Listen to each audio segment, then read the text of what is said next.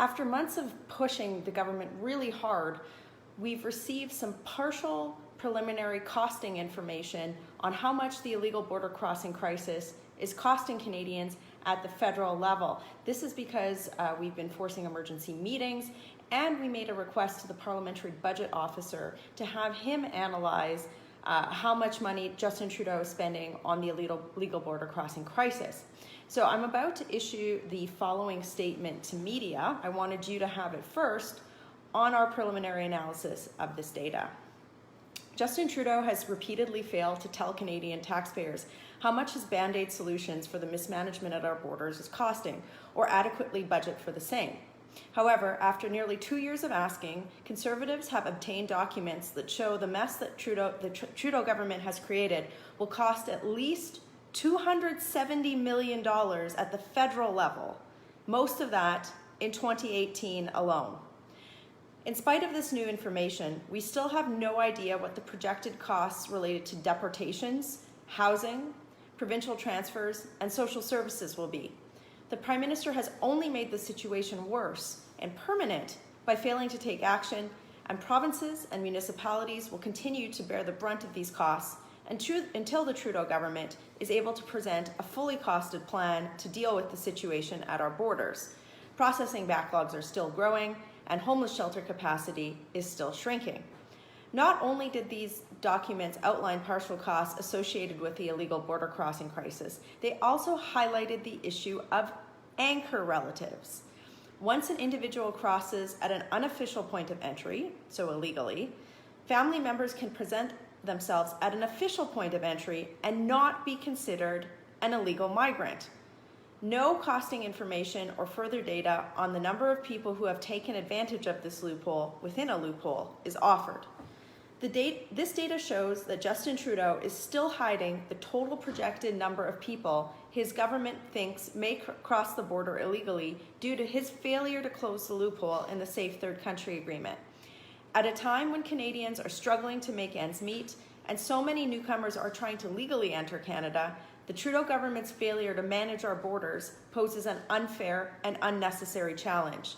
It's long past time the Prime Minister presents Canadians with a plan to deal with this mess. A Conservative government will regain control of our borders, prioritize refugees from the world's most vulnerable, dangerous countries, not safe spaces like upstate New York, and make sure that those who obey the law are treated fairly.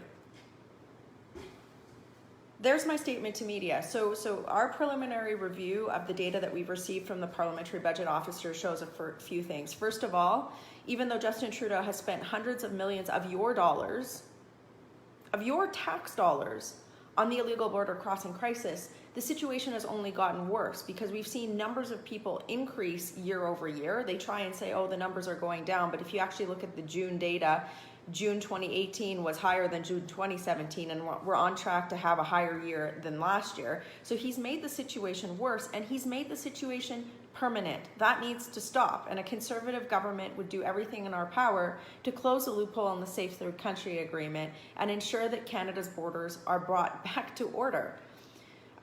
The other thing that was very shocking in this, and this isn't my words, this is directly from the Canadian Border Services Agency. The Canadian Border Services Agency in these documents talks about the fact that they are noticing a phenomenon that they use, and they use this word, called anchor relatives.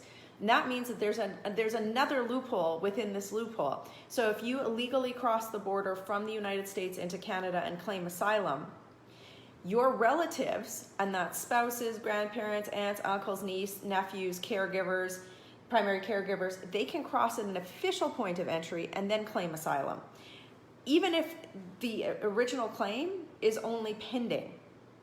And because there's so many people that are coming into the country this way, and because the processing backlogs have grown to years-long wait lists, you can just imagine how much potential this has to compound the issue. And Justin Trudeau has provided us with no forecasting and no numbers on that. And you can bet that now that we know about this, we're going to be pushing for information on that because he has no plan.